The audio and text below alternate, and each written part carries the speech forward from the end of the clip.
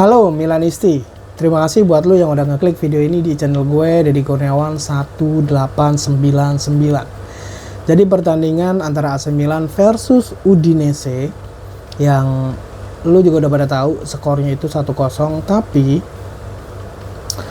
nggak cuma itu doang yang gue mau bahas. Ada beberapa hal yang mau gue bahas, cuman seperti biasa, mungkin video kali ini sama kayak video gue yang sebelumnya. Di beberapa video gue sebelumnya itu agak lama karena gue lebih seneng ngebahas Milan untuk secara agak panjang gitu ya maksudnya.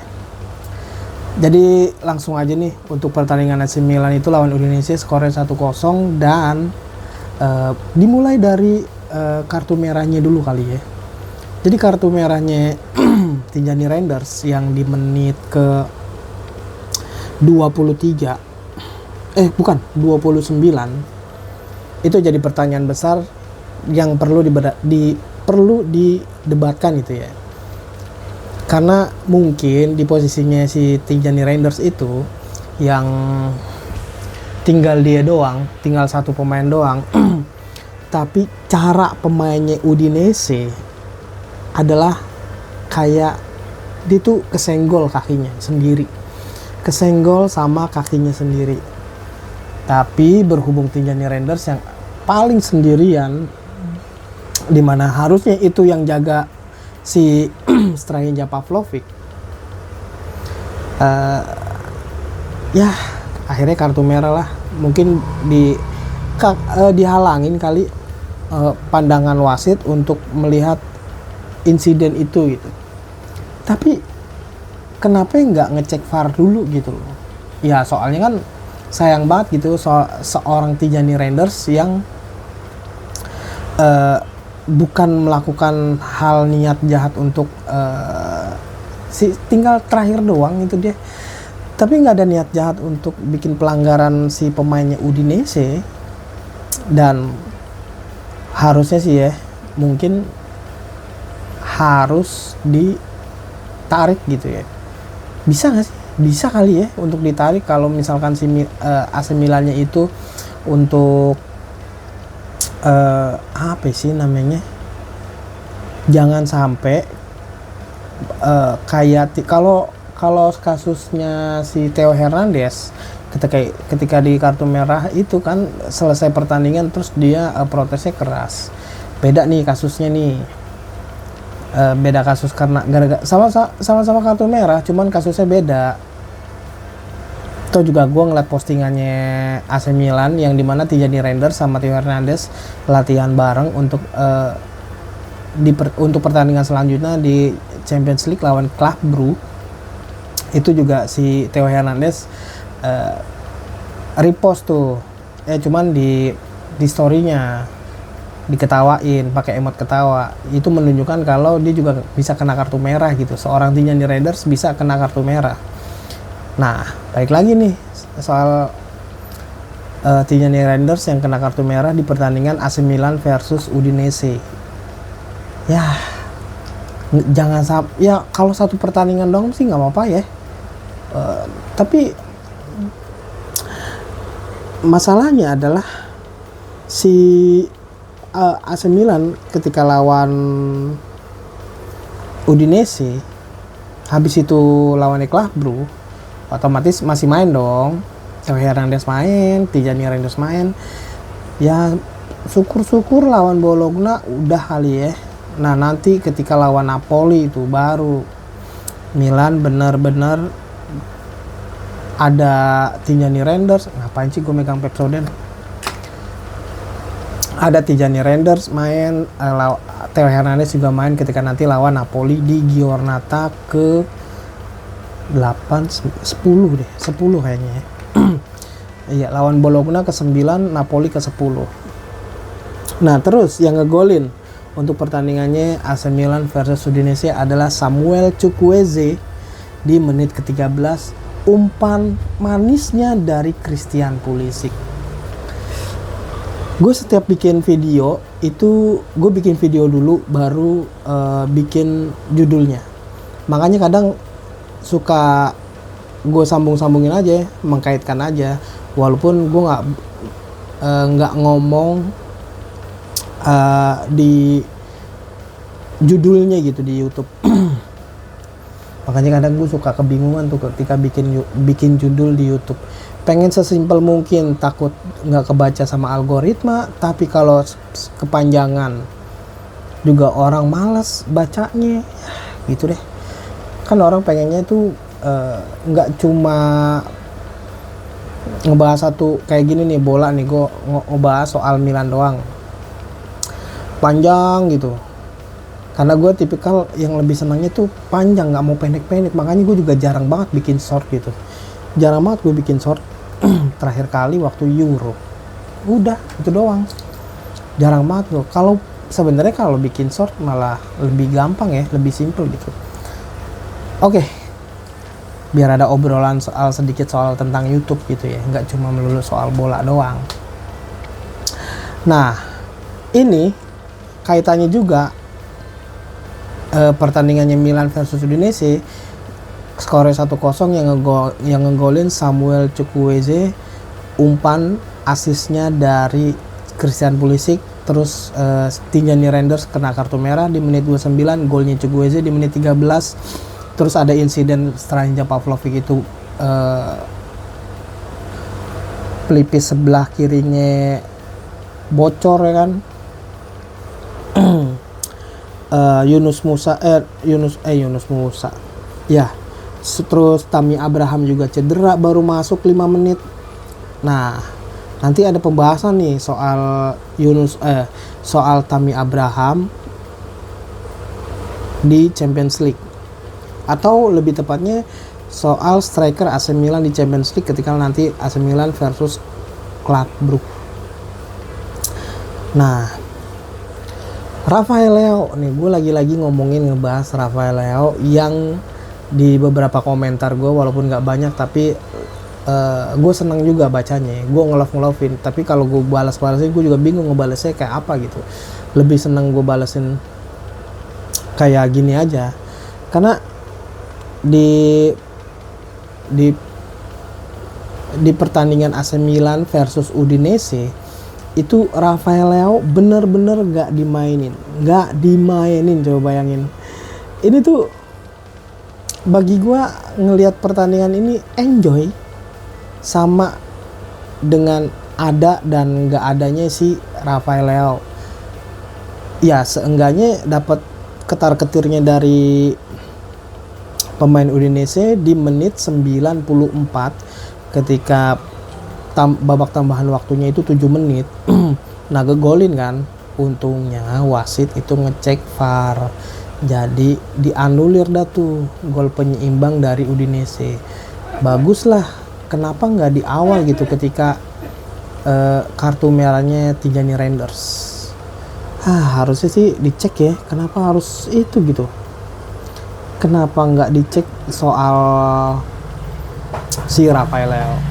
Nah, gue baca nih di komen di video gue sebelumnya yang posting yang upload video gue Rafael Leao sindir AC Milan, terus Paulo Fonseca tanggung jawab. Itu maksudnya tuh kan Rafael Leao itu dapat pujian tuh dari timnas Portugal dan media-media Portugal gitu.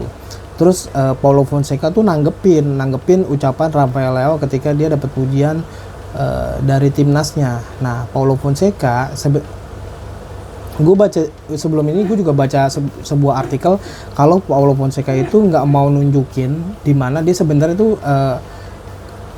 ada keras juga gitu sama pemain, cuman dia nggak mau nunjukin aja di media atau ketika dia pertandingan itu disorot gitu.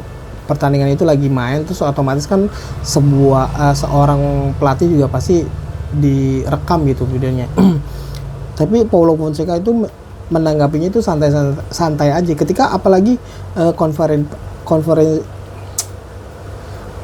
konferensi persnya AC Milan versus Udinese sebelum kick off gitu ya.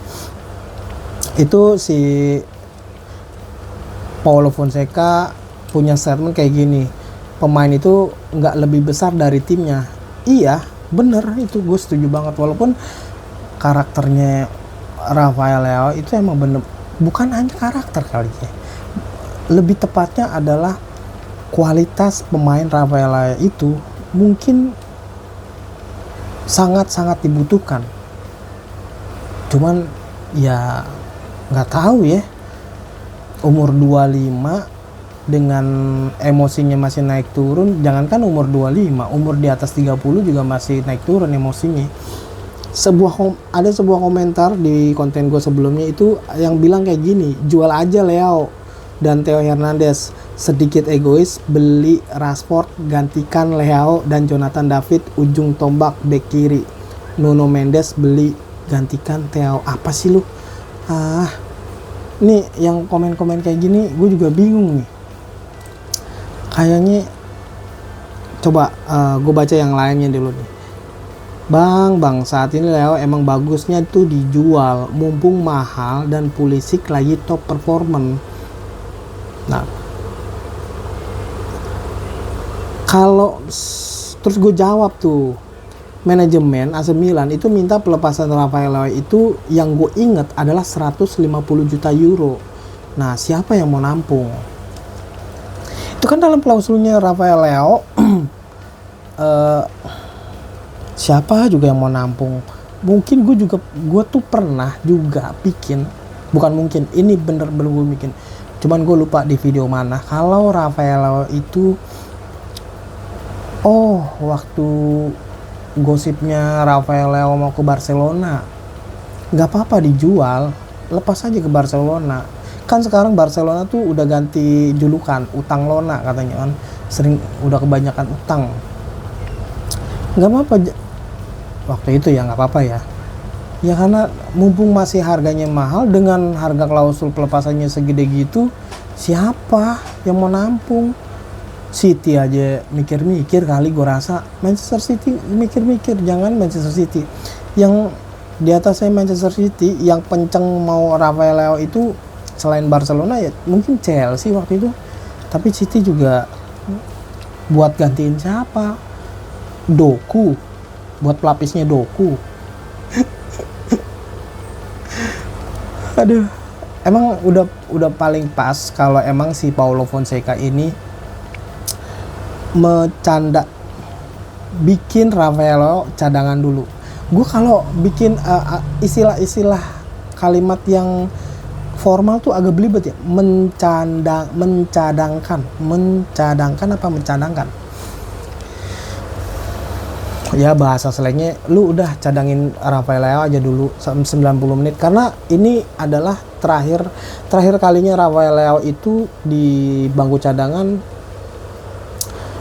full ya, 90 menit full. Itu ketika tahun 2021 lawan AC Milan lawan Genoa, waktu itu skornya 3-0, yang golin itu Zlatan Ibrahimovic sama Junior Mesias 2 gol. Itu yang terakhir kali kalau Rafael Leao dicadangin. Nah, kalau misalkan Paulo Fonseca bener-bener berani nanti ketika lawan Club Brugge, Rafael Leao juga dicadangin lagi, waduh, bener-bener si Paulo Fonseca berani dia. Jangan mentang-mentang lu punya nama besar, terus lu juga pemain senior. Belum lagi, coba yang lu lihat atau yang lu tahu, Filippo Terracciano sebagai pengganti bek kiri ketika Theo Hernandez absen kena kartu merah. Gimana cara pemainnya? Kayak agak rapi gitu nggak sih pemainnya tuh? Nggak ada Theo Hernandez, nggak ada Rafael Leao, kaptennya juga mungkin kalau Mike Maignan jadi kapten, itu kapten keempatnya Milan kali ya. Calabria, Theo Hernandez, Rafael Leao, baru Mike Maignan. Nah, gue juga sedikit ada pembahasan sih ketika nanti mau ngebahas soal di Liga Champions AC Milan lawan Club Brugge. Tapi di pertandingan ini gue nge-review pertandingan Milan Indonesia yang sebisa gue, yang opini gue gitu ya. Udah gue bilang menang tipis aja tuh udah cukup, nggak usah gede-gede. Karena masih butuh support, di mana kepemimpinannya Paulo Fonseca ini ya baru-baru terjadi gitu di musim ini, nggak hanya instan bak langsung naik. Oke lah kalau di Liverpool Arne Slot gitu bagus. Cuman kan nggak semua pelatih juga hoki. Nah saat ini Paulo Fonseca lagi bertahap nih, pelan-pelan pengen si Milannya di bawahnya Paulo Fonseca ini bisa bersaing dengan tim-tim kayak Inter, Juventus, terus Napoli, apalagi yang sekarang kan Milan setelah menang 1-0 lawan Udinese, Milan sekarang posisinya di klasemen keempat dengan 14 poin. Di bawahnya Inter yang baru 7 kali main, di bawah Juventus, dan sang kapolista tetap Napoli dengan 19 poin. Ya gitu aja deh. Ya udahlah, gue takut kelamaan. Terima kasih buat lo yang udah simak dari awal sampai kelar di video ini di channel gue Deddy Kurniawan 1899 tentang ngebahas review pertandingan AC Milan versus Udinese yang skornya 1-0 di Liga Italia Serie A 2024-2025. Ya udahlah, sekian dulu. Terima kasih. Gue Deddy Kurniawan pamit. Assalamualaikum dan Forza Milan.